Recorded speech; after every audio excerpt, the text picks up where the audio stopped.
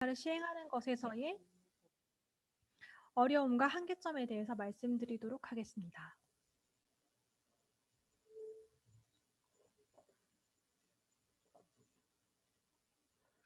교수님들께서 다 잘 알고 계시기 때문에 개념에 관해서는 무척 간단하게 설명하고 진행하겠습니다. 휴먼 지놈의 DNA 세퀀스는 다이플로이디티 XXXY로 이루어져 있으며 이제 크기 전체를 텍스트 파일로 하면 약 6기가 정도의 그 파일이 나오게 되는데 좀 더 편하게 이해하실 수 있는 것으로 얘기하자면 글자 포인트 10포인트로 해서 책을 만들면 한 1.5m 정도의 책이 나오는 것이 각자가 가지고 있는 제네틱에 대한 정보입니다. 그 DNA는 각각이 그 베이스 페어가 구아닌, 사이토신, 아데닌, 사이민으로 이루어져 있고 이 GCAT 각각이 모두 의미가 있는 것입니다. 이 베이스 페어 또는 뉴클레오타이드로 불리는 이 가장 작은 단위의 3개가 모여야 하나의 아미노 애시드가 결국에 트랜슬레이션 되는 거고요. 그 다음에 쥔의 영역에서 본다면 DNA는 1%의 엑손과 24%의 쥔 사이에 있는 인트론 영역, 그리고 진들 사이에 있는 75%의 인터제닉한 영역으로 이루어져 있습니다. 우리가 흔히 디지즈 스테이터스에서 만나게 되는 뮤테이션의 대부분은 엑손의 존재를 하고 있기 때문에 95%를 커버할 수 있는 엑손 영역만을 저희가 임상적으로는 많이 연구를 하고 검사를 시행합니다. 그렇다고 해서 인트로니까 인터제닉의 의미가 없는 것은 아니고 진 검사를 했었을 때 이 사람이 너무 서셉터블하게 맞다라고 평가가 되는데 찾지 못하는 것들은 사실 이 영역에 있다라고 생각을 합니다. 여기는 레귤레토리 세퀀스와 타타박스, 폴리에이텔이나 이넨서 사일렌서, 스피지 아일랜드 등이 전부 다 여기에 있고 발현이나 뭐 이런 것들은 그 트랜스크립션이 되는 것들과 이제 관련되어 있는 팩터들이 여기 안에 있다고 생각하시면 됩니다. 그리고 이 지놈 자체의 한 절반 정도는 반복 구조로 이루어져 있는데요.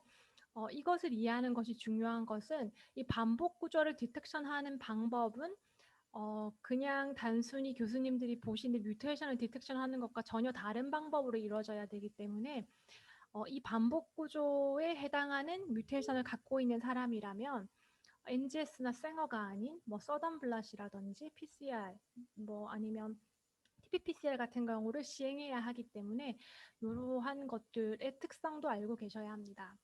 그래서 7월 13일 며칠 전에 이제 업데이트된 기록에 따르자면 유전 형질의 기능적인 단위인 진이라고 불릴 수 있는 이것은 오토조말, X링크, Y링크, 마이토콘드리알 모두를 포함해서 약 26,000개 정도가 있고요. 그 중에서 우리가 페노타입이랑 연관이 있다라고 또는 몰리큘러 베이스가 있다라고 알려져 있는 거는 단 7,000여 개밖에 되지 않고 그것이 특정한 페노타입을 커징하는 뮤테이션이라고 알려진 것은 약 4,500개밖에 되지 않습니다. 그리고 하나의 진이 하나의 페노타입이랑 또 하나의 어떤 디지즈랑 연관되는 것이 아닙니다. 멀티플하게 연관이 되기도 하고요. 그래서 다음과 같이 예를 들어 LMNA 진 같은 경우를 보면 관련 있는 질환은 11개입니다. 하나의 진이지만 관련 있는 질환은 다양할 수 있고 또 다른 예로 GCK 진 같은 경우를 보면 하나의 진이 관련 있는 질환들이 다양하지만 페노타입이 나타나는 것이 하이퍼글라이세믹을 유발하는 것과 하이포글라이세믹 유발하는 것 모두도 다 하나의 진에서 일어날 수 있습니다. 이 진에서 발생한 뮤테이션이 그 진의 펑션을 줄이든지 늘리든지 다 가능하게 할 수 있기 때문에 어떤 질환이 있었을 때 어떤 유전자하고 연관이 있다고 해서 거기에서 나온 뮤테이션 모두가 그 질환의 해답은 아닐 수 있어서 그런 것들을 감별해내야 되는 것이 중요합니다. 그리고 그 진이 디소더나 트리트랑 관련이 있는 것들에 대한 정보는 더 적고 서셉터빌리티나 질환과 관련 없는 것 또는 소마틱 셀 제네틱 디지즈랑 관련 있는 것들도 있기 때문에 우리는 진 전체에 대해서 알고 있는 것은 약 한 20%밖에 되지 않는다고 얘기를 하셨고 제가 존경한 어떤 교수님의 말씀으로는 그렇기 때문에 여기가 연구의 노다지 밭이라는 말을 많이 하셨었습니다. 그래서 이런 유전자를 분석하는 것의 타겟이 되게 다양할 수 있습니다. 그래서 DNA를 분석하는 걸 보고 저희가 지놈 분석을 한다고 하고요. 그 다음에 이 DNA는 결국에 트랜스크립션 돼서 RNA가 돼야 되는데 이 RNA를 분석하는 것을 저희가 트랜스크립톤 분석이라고 얘기를 하고 이게 트랜슬레이션 돼서 프로테인이 되는 이것을 분석하는 것을 보고 프로테온 분석, 그리고 이것이 메타볼라이트가 돼서 어떤 패스웨이에서 어떻게 작용하는지에 대해서 연구하는 것을 보고 메타볼론 분석이라고 하고, 이게 전부 다 이렇게 옴으로 끝나기 때문에 이런 걸 보고 오믹스 분석 또는 여러 개 연관해서 연구를 하시게 되면 멀티오믹 분석이라고 하는 용어를 사용을 합니다. 이 각각은 분석하는 툴도 다르고 분석하는 방법도 다르고 그리고 해석하고 보고자 하는 타겟도 다릅니다. 그래서 연구를 하실 때 유전자 검사를 하실 때 무엇을 타겟을 할 것인가에 대해서 먼저 설정을 하셔야 합니다. 이 모든 것에 대해서 제가 다 다루기에는 시간이 부족하기 때문에 오늘은 DNA 중에서도 마이토콘드리얼 바이럴, 튜머 다 제외한 뉴클리어 DNA에 대해서만 설명을 좀 드리도록 하겠습니다. DNA 검사에서 그 툴을 셀렉션 하는 것을 하기 위해서는 일단은 지놈의 베리언트에 대해서 알고 계셔야 됩니다. 크게는 싱글 뉴클리오타이드 베리에이션과 스몰 인서션 딜리션, 스트럭처 베리에이션, 텐덤 리피트 이렇게 나눌 수 있는데 싱글 뉴클리오타이드 베리에이션이 하나의 베이스 페어가 바뀌는 거고 그 캐스케이드로 사일런트, 미센스, 넌센스 뮤테이션이 생기는 것을 말하며 이것이 어떤 질환이랑 관련이 없이 단지 서로 다른 특성일 경우에는 폴리모피즘이라는 용어를 써서 싱글 뉴클리오타이드 폴리모피즘 SNP라는 용어를 사용하기도 합니다. 그리고 스몰 인서션 딜리션 같은 경우는 50 베이스 페어 이하의 인서션이나 딜리션이 생기는 경우를 얘기를 하고, 이러한 경우에 만약에 3의 배수로 생기게 되면 인프레임, 만약에 3의 배수가 아니게 생기게 되면 프레임 시프트 뮤테이션이라는 용어를 사용하기도 합니다. 스트럭처 베리에이션 같은 경우는 1000 베이스 페어의 단위에서 엑손 또는 진 단위에서의 딜리션, 인서션, 인버전 또는 이제 두플리케이션 등의 뮤테이션을 말하고, 리피트 베리에이션 같은 경우는 아까 앞에서 말씀드린 것처럼 디텍션하는 툴이 다르기 때문에 저희가 구분해서 용어를 하고, 이것이 근데 리피트가 다르다고 해서 다 병적인 것은 아니고 정상적인 경우에도 친자간별을 하는 경우에 이런 텐덤 리피트를 이용하기도 합니다. 그리고 이러한 리피트를 보는 것들이 셀프리 DNA에서도 많이 이용이 됩니다. 그래서 제네틱 테스트 메소드를 택하는 것은 절대적으로 가장 우수한 검사라는 것은 사실 없습니다. 제네틱 테스트는 사이토제네틱과 몰리큘러 제네틱을 따로 떨어뜨려서 생각할 수는 없고 모두가 다 하나의 선상에 있는 검사라고 생각을 하시면 되고요. 교수님들이 요새 많이 나온 NGS 검사가 가장 정확하지 않을까라고 생각을 하시는데, 이것은 정확하기보다는 박리담의식으로 여러 가지 유전자를 검사를 할 수 있는 방법이라고 생각하시는 게 더 적합하고, 이 NGS에서 나오는 펄스를 조금 감안하기 위해서는 생어 시퀀싱을 같이 해줘야 합니다. 그래서 정확하기는 생어가 더 정확할 수도 있지만 이것은 이제 그 유전자를 볼 때 각각의 엑손 전부를 다 프라이머를 짜야 되는 인력이 많이 들고 시간이 많이 드는 단점이 있어서 NGS라는 기법을 더 많이 사용하기도 하고, 그리고 그게 아닌 엑손 단위에 날아가는 것들은 생어나 NGS로 잡아낼 수가 없기 때문에 MLPA 더 커진다면 어레이 검사나 퓨시 검사 이런 식으로 다 연관해서 검사를 한다고 생각을 하시면 됩니다. 그래서 이 레졸루션이 얼마 정도까지의 이제 해상도, 그러니까 정말 베이스 페어 단위를 볼 것인지 엑선 단위를 볼 것인지에 대한 거라고 받아들이시면 되고요. 각각의 장단점을 따져서 검사 기법을 택하시면 되고, 브로드하게는 다음과 같은 표로 나타날 수 있습니다.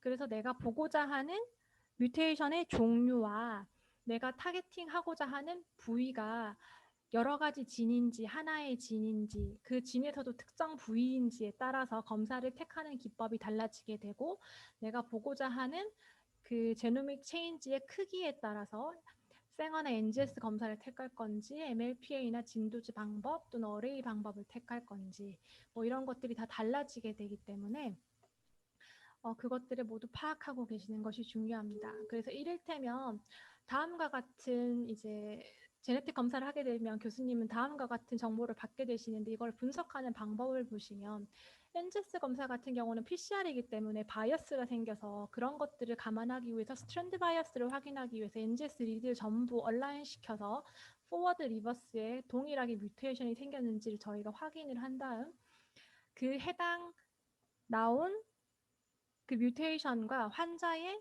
증상과 일치하는지 그런 것들을 다 찾아보고 엑손에서의 영역을 확인하고 그래서 그게 코딩 이펙트를 어떻게 유발하는지 그리고 디지털라이즈드 된 인실리코 그러니까 제네틱 이펙트를 추정할 수 있는 인실리코 데이터에서 균등하게 패소제닉하다, 데미징하다라고 평가하는지를 보고 이것에 대한 기보고가 있었는지 다른 논문들에게서 있었는지를 확인한 다음에 아미노애시드 단계에서 이게 특정한 뭐 진들끼리 인터랙션하는 바인딩 사이트에 해당하거나 펑셔널 도메인에 해당하는지를 다 확인한 다음에 각각의 에비던스를 패소제닉한지 비나인한지 레벨에 맞춰서 주게 되면 이것을 종합해서 패소제닉, 라이클리 패소제닉, 베리언트 오브 언설튼 시그니피컨스라는 결과를 드리게 됩니다. 이것이 일반적인 유전자 검사인데요. 셀프리 DNA 같은 경우는 조금 다릅니다. 그래서 바이옵시와 교수님들이 셀프리 DNA를 튜머에서 가장 많이 보시기 때문에 이걸 샘플로 들고 왔는데 서큘레이팅 셀과 셀프리 DNA는 모두 다 다른 용어입니다. 그래서 바이옵시는 이 벌크로 우리가 튜머셀 전체를 넣기 때문에 튜머셀 전체의 평균값을 보는 검사를 저희가 유전자 검사를 하게 되면 보통 하게 되고요. 서큘레이팅 튜머셀이라고 하면 이 셀에서 빠져나왔지만 뉴클레어스가 바이어블하게 인택트한 셀이기 때문에 DNA의 확실한 정보를 저희가 볼 수 있습니다. 그래서 홀 지놈 어세이가 다 가능하고 RNA 프로파일도 가능하고 리서치 유주로도 다 사용을 할 수 있는데 셀프리 DNA는 에이팝토시스나 네크로시스 단계에서 쪼개져서 망가져 있는 DNA 조각을 저희가 주어서 그것에 대한 연구를 하는 겁니다. 그래서 네크로시스에서는 약 한 10,000 베이스 페어 정도 크기, 그리고 에이팝토시스에서는 평균 한 200-300 정도 크기의 작게 프래그멘트된 뉴클레오좀 또는 마이크로 DNA가 이제 플라즈마 속에서 떠다니는 것을 저희가 건져내서 하는 검사가 셀프리 DNA 검사고요. 이렇게 망가지는 DNA는 당연히 정상적으로 마크로파지라든지 다른 배출 기전에 의해서 제거가 될 거기 때문에 약 30분에서 2시간 정도만 일시적으로 혈류에 존재하였다가 사라지며 도너 드라이브 셀프리 DNA 같은 경우는 내 것이 아니기 때문에 조금 더 짧게 존재한다라고 보고가 되고 있습니다. 그래서 이것은 RNA 프로파일링이나 사실 홀지놈 검사가 불가능하기는 한데 이론적으로는 프라이머를 전부 짠다면 가능하기도 하기 때문에 뭐 이렇게 적어 놓으신 것 같고요.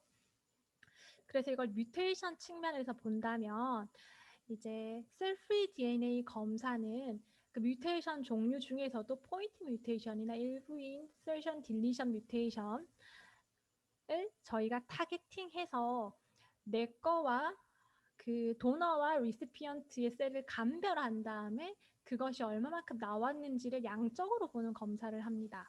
그래서 에피제닉 모디피케이션까지는 볼 수 있을지언정 이제 RNA 트랜스크립션이나 프로테오믹스 또는 이제 여러 가지 리스폰스나 체인지나 튜머 셀에서의 이제 헤테로제고시티를 평가하는 데는 적합한 검사가 아닙니다. 왜냐하면 이렇게 쪼개져 나온 이 DNA 조각들이 어느 셀 것인지를 다 맞춰서 볼 수 있는 검사가 아니기 때문이고요. 하지만 가격이 조금 그냥 서큘레이팅 튜머셀 보는 것보다는 조금 저렴하게 검사를 하실 수는 있을 것 같습니다. 그래서 실질적으로 저희가 어떤 식의 검사를 시행하게 되냐면 아까 말씀드린 것처럼 내 세포와 다른 사람 세포 사이에 차이가 있는 것들을 보는 것을 이제 폴리모피즘, 다형성이라고 한다고 했는데 폴리모피즘이 될 수 있는 부위들의 캔디데이트들을 이렇게 다 정해놓고 도너와 리시피언트 거를 같이 검사를 하게 됩니다. 그래서 보게 되면 N번 위치가 도너는 CC인데 비해서 리시피언트는 AA로 다릅니다. 그렇게 되면 이 N을 우리가 타겟으로 잡아서 이 셀프리 DNA 검사를 하는 프라이머를 짜서 전부 다를 걸러내게 되면 여기 뭐 리시피언트 건 요만큼 있지만 도너가 뭐 이만큼 나왔다. 그래서 그 프랙션을 보는 것이 도너 셀프리 DNA 검사라고 생각을 하시면 됩니다.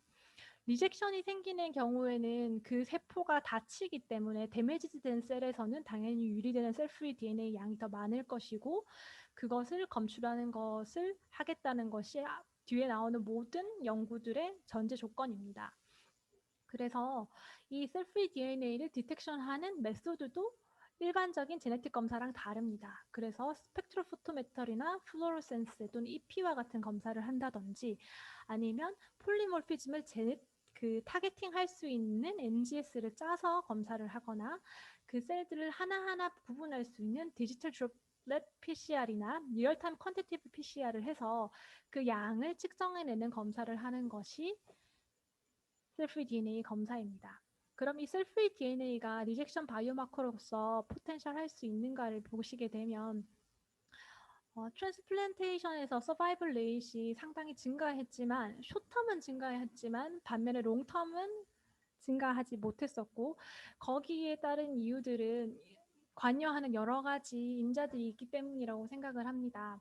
그래서 골든 스탠다드인 바이옵시보다는 조금 덜 인베이시하고 쉽게 접근할 수 있으면서 조금 더 센시티비티가 좋은 마커를 찾는 연구들은 과거부터 계속 있어 왔었고요.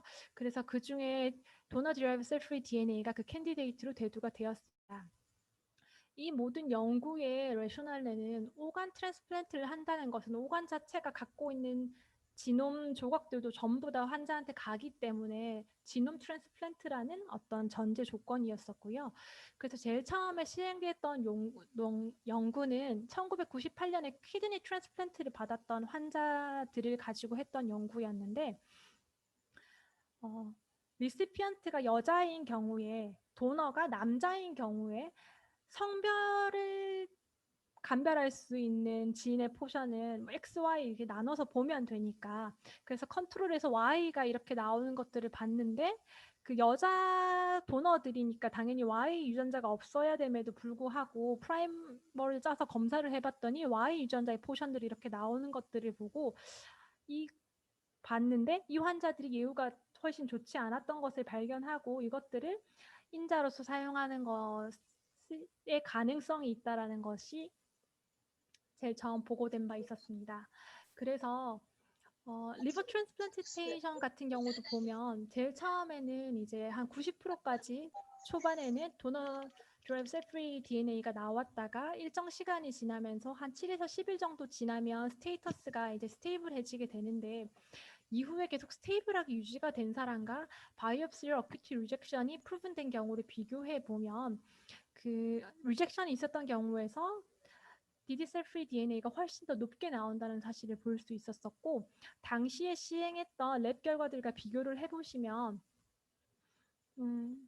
뭐 스페시피시티는 조금 더 비슷할 수도 있지만 많이 쓰시는 인자인 OTPT, 감마 GT, 빌리루빈보다 디디셀프리 DNA의 경우에 센시티비티가 훨씬 더 높게 이것들을 검출할 수 있었다는 보고들이 있었습니다.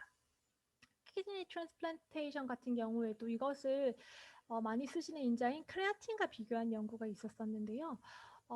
특히나 안티바디 메디에이티드 리젝션인 경우에는 디디셀프리 DNA가 그 리젝션이 오지 않은 군과 안티바디 메디에이티드 리젝션 요원군을 비교했었을 때 그 리젝션 요원군에서 훨씬 높게 측정되는 것을 확인할 수 있었었고 이것의 파지티브 프리딕션 프랙션을 보시게 되면 AUC가 크레아틴 같은 경우에는 0.57밖에 되지 않는데 그 디디셀프리 DNA 같은 경우는 0.87까지 되었습니다. 그래서 만약에 컷오프 레이스 1%의 디디셀프리 DNA로 잡았었을 때 이것은 센시티비티가 81.2%, 스페시피시티가 83.1%, 그리고 포지티브 프리딕티브 밸류는 44.4%지만 네거티브 프리딕티브 밸류가 96.4%까지 되는 어떤 바이오마커로서의 가능성이 있다라고 연구된 바 있었습니다. 그래서 이런 것들에 관해서는 지금 현저히 많은 연구들이 진행이 되고 있고 다양한 검체와 다양한 장기에서 연구들이 진행이 되고 있었었고요. 현재 미국에서 리크루트 중인 셀프리 DNA 연구는 총 54개인데 그 중에 10개가 트랜스플란테이션에서의 DD-셀프리 DNA를 측정하는 연구였습니다. 그래서 이제 많은 연구자들께서도 셀프리 DNA가 어떤 마커로서 작용하는 것들에 대해서 가능성이 있다고 보고 연구를 진행하고 있다라고 생각을 했었습니다. 하지만 이런 셀프리 DNA에 대한 연구에는 많은 챌린지가 있게 되는데요. 문제는 네크로시스나 에이팝토시스가 생길 때 다들 똑같은 모양으로 세포가 망가지는 것이 아니기 때문에 유니버셜한 마커라는 게 존재할 수 없습니다. 그래서 그 마커들이 정말 많이 필요하고 리피트 영역 같은 경우도 쓰기가 없기 때문에 되게 어렵습니다. 그래서 NGS로 이 DD-셀프리 DNA를 분석한 연구도 있었었는데 해당 연구에서도 보면 캔디데이트로 잡은 그 싱글 뉴클리오타이드 폴리모피즘의 개수가 약 한 240개였습니다.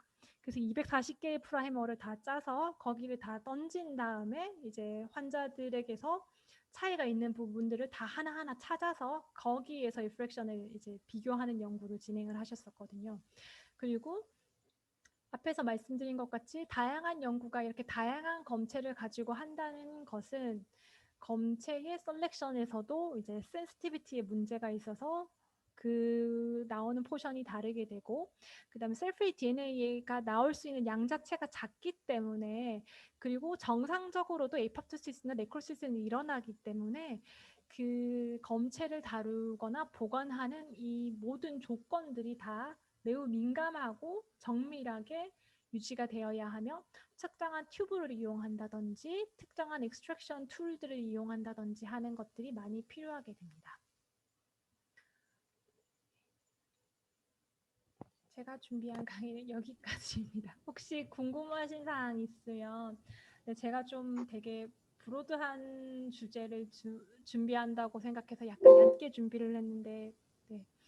혹시나 궁금하신 사항이 있으면 질문 주시기 부탁드리겠습니다. 양 교수님, 저 전체 내용에 대해서 잘 정리해 주셔서 너무 감사드립니다. 지금 아까 중요한 말씀 해주셨는데 장기이식, 일단은 이제 콩팥이식 관련, 고형장기 관련해서 좋은 면역 억제제들로 인해서 초기 급성 거부 반응은 상당히 감소했습니다. 근데 결국 문제되는 것들은 5년, 10년 지나면서 결국 약제가 비특이적으로 그 면역 관련된 패스웨이를 억제하기 때문에 결국 약제 관련한 콩팥기는 예전에는 만성 콩팥병증, 이식병증이라고 보통 표현했는데요. 그런 것들이 많이 생깁니다. 결국 그런 거부 반응, 만성 거부 반응이나 특히 급성도 마찬가지 생겼을 때 조기에 좀 알고자 하는 노력들이 많이 되어 왔습니다.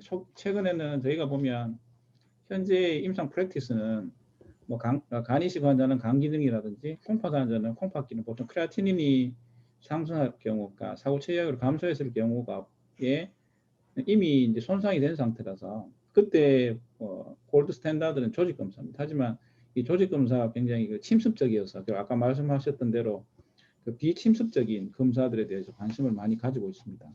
그래서 지금 도너 디라이브드 셀프리 DNA 같은 경우 현재까지 콩팥 이식에 대해서 연구들이 많이 진행됐고 간 이식이라든지 그다음 최근에는 심장이라든지 렁 트랜스플란테이션에 대해서도 이제 진행 중인 걸로 알고 있고 최근 데이터는 일단은 셀프리 DNA가 이렇게 올라가면 러프하게 봤을 때 이제 이식 장기의 예후가 좋지 않더라. 원인 결과보다는 일단 경향성은 확실히 보이는 것 같고요. 그다음 또 하나가 이식 장기를 받았을 때 문제가 되는 거는 장기를 공격하는 도너 스페시픽 안티바디가 생기냐 마냐가 굉장히 중요합니다. 그때 그 데노바 안티바디라고 DS로 표현하는데 그게 지금 셀프리 DNA하고 상당히 연관 있는 걸로 되어 있습니다. 따라서 이 연구를 이 관련된 검사들이 좀 바이오마커로서 의미가 있지 않을까 이렇게 요즘까지 현재까지 나오는 상태입니다.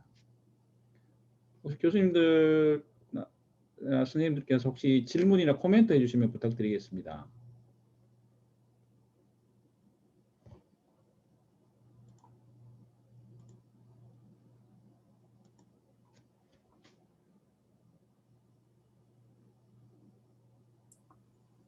질문 하나 드릴게요. 제가 처음에 좀 못 들어서 외래 때문에 그라프트의 벌크 티슈가 필요한가요?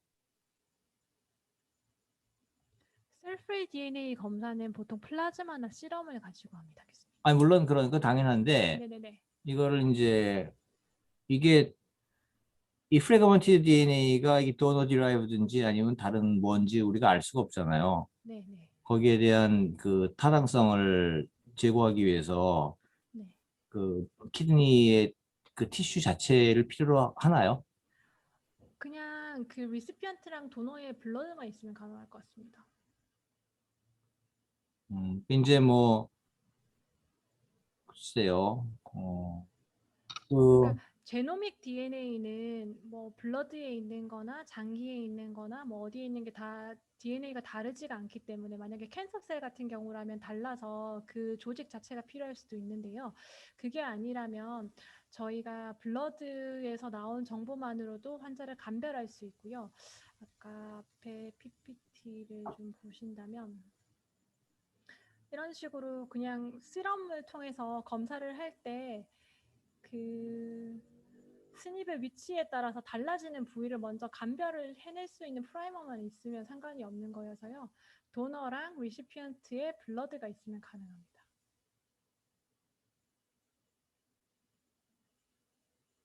예, 뭐, 예, 이해는 가는데 혹시 그러니까는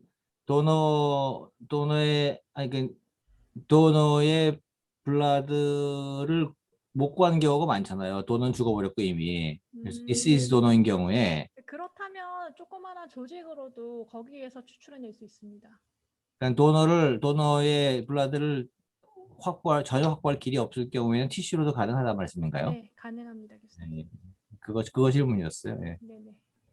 그 티슈로도 만약에 보신다면 RNA나 DNA 모두 가능합니다.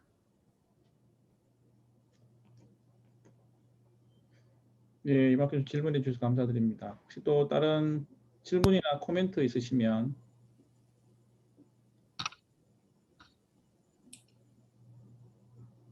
김영우 교수님, 허정우 교수님 혹시 이거에 대해서 혹시 코멘트 해주실 거 있으시면 부탁드립니다.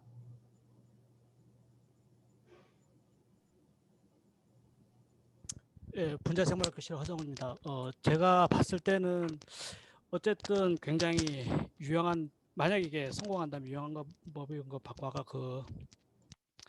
어쨌든 이거는 이제 DNA 핑거 프린팅이잖아요. DNA에 들어있는 각 지문, 개인의 지문의 차이를 이용을 해서 도너 조직으로부터 떨어져 나온 DNA냐 리시피언트로부터 떨어져 나온 DNA냐를 구분을 함으로써 도너로부터 떨어져 나온 DNA 양이 증가한다. 그랬을 경우에는 이거 이식된 장기에 손상이 있는 거고. 근데 만약에 저는 이제 장기 이식의 그거를 잘 모르는데 그 리시피언트의 장기의 손상에 의해서 생기는 것은 어떻게 구분을 하죠? 장기 이식에 대한 그 개념이 잘 없어서 모르는데 예를 들어 가지고 이제 간 이식 같은 경우에는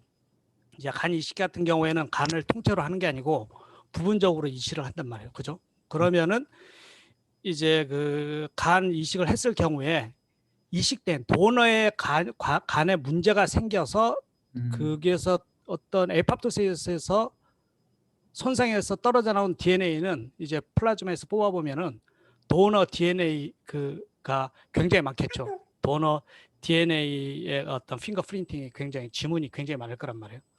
근데 리시피언트 그 환자 간 조직에서 어떤 문제가 생겼을 경우에는 그 자기 환자의 그 DNA 지문이 더 증가를 했을 경우에 여기서 발생하는 문제는 뭐냐면은 이게 그 DNA는 모든 조직에서 모든 세포에서 동일한 구조를 가지고 있습니다. 시퀀싱을. 그러니까 이게 그 이식받은 간 조직에서 손상이 된 건지 그 환자의 어떤 또 다른 조직에 어떤 문제가 생겨서 그런 거 예를 들어 가지고 뭐 어떤 다른 부에 뭐 염증이 생겼거나 했을 경우에도 충분히 이제 떨어져 나올 수가 있거든요. 그랬을 경우에는 어떻게 구분을 할 수가 있나요? 그게 조금 약간 다른 부분은 몰라도 이제 간 이식인 경우에는 그런 문제점이 있지 않겠나. 그러니까 이제 그 도너의 장기 이식이 된 거는 분명히 우리가 디텍션이 가능한데 환자 자신의 조직 중에 이식받은 장기가 아니고 다른 장기에서 어떤 문제가 생겼을 경우에 그런 지문 프레임 나오면은 사실은 다른 부위인데 이게 이식받은 부위에 문제가 생긴 걸로 이제 오판할 수 있는 그런 문제점이 있지 않을까요?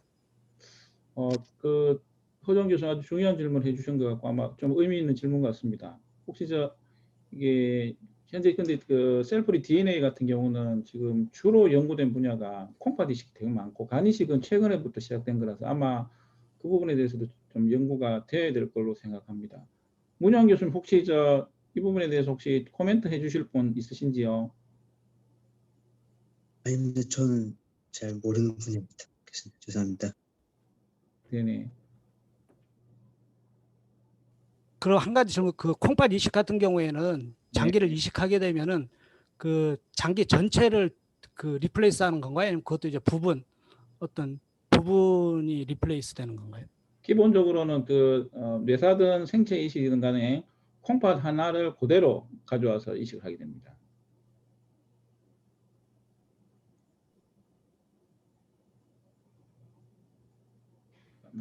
꺼지셨나? 예. 그 콩팥 하나를 온전히 가져와서 그대로 이식을 하게 됩니다.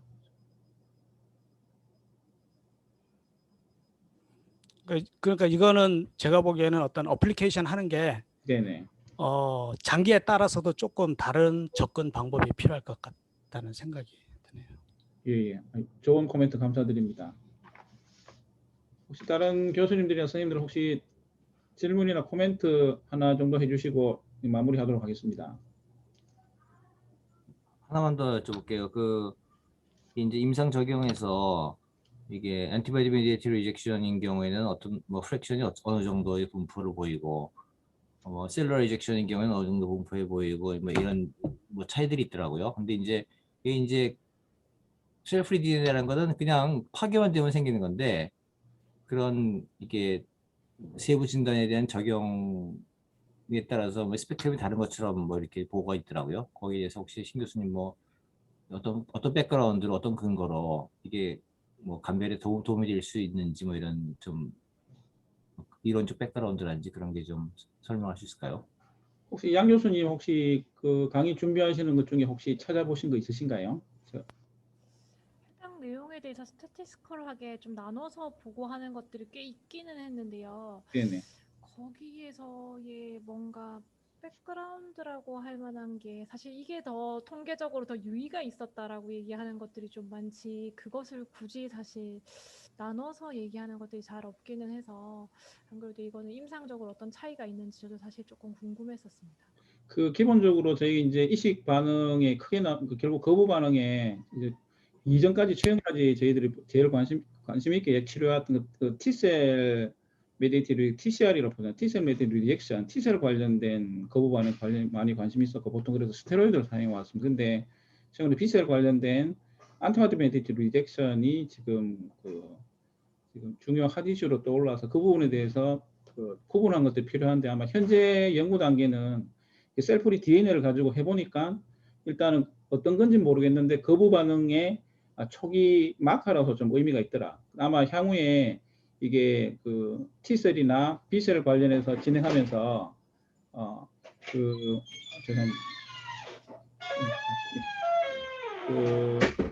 아마 면역학적으로도 아마 T셀 관련된 건지 B셀 관련된 건지에 대한 연구도 아마 추가로 좀 필요해야 될 것. 현재까지는 이게 있으면 이게 올라가면 거부 반응 초기에 좀 확실하게 좀 있더라, 연관성이 있더라. 아마 이 정도로 현재까지 정리되는 것 같습니다. 제가 보기에는 하여튼 이 방법은 가장 큰 장점은 굉장히 편리하고 맞습니다.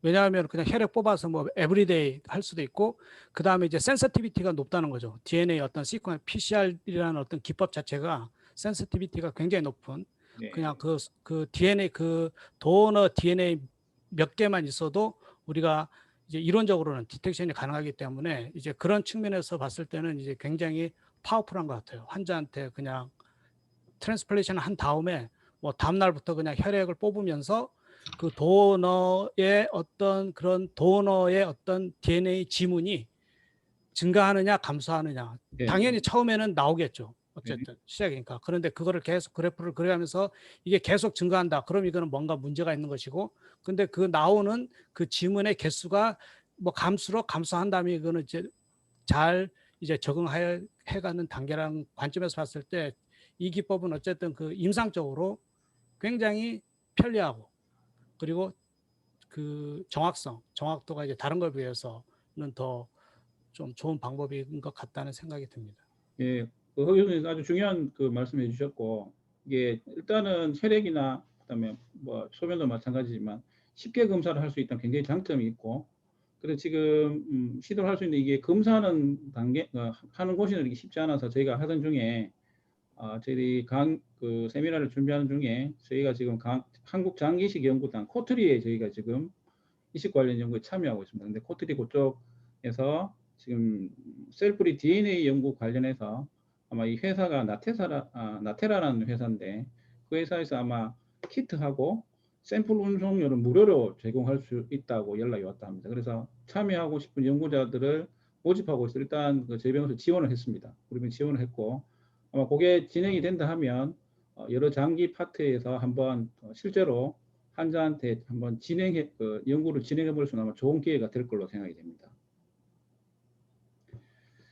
예, 오늘 그 강의해 주신 그 양다희 교수님께 다시 한번 감사의 말씀드리고 잠깐 광고 말씀드리겠습니다.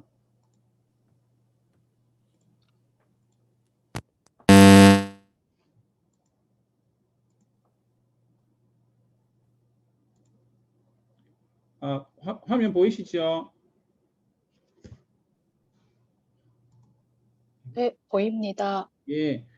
오늘 강의에 참석해 주신 여러 교수님께 감사의 말씀을 드리고 2차 정기 세미나 광고를 드리겠습니다. 8월 19일 목요일에 오후 1시에서 2시까지 진행되고, 이번에는 최근에 이식에 있어서 또 핫 이슈인 결국 그 면역 관용 관련된 특별히 셀 세라피, 조절 T세포라든지 조절 B세포 관련한 셀 세라피에 관련해서 우리 학교 분자생물학 면역학교실의 김용옥 교수님께서 강사로 맡아주시고, 장기이식센터 소장이신 임학 교수님께서 좌장을 맡아주시겠습니다. 잠시만요. 예, 바쁘신 중에도 오늘 첫 세미나에 참석해 주신 여러 교수님들, 선생님들 감사의 말씀드리고, 첫 시작이 좀 이렇게 소소하게 시작하지만 서로 장기이식 관련해서 서로 학술 교류와 향후 연구가 활발하게 진행될 수 있는 좋은 기회가 되리라 생각됩니다. 오늘 참석해 주신 모든 분들께 감사의 말씀드립니다. 오늘 이상으로 1차 정기 세미나를 마치도록 하겠습니다. 감사합니다. 수고하셨습니다. 고맙습니다.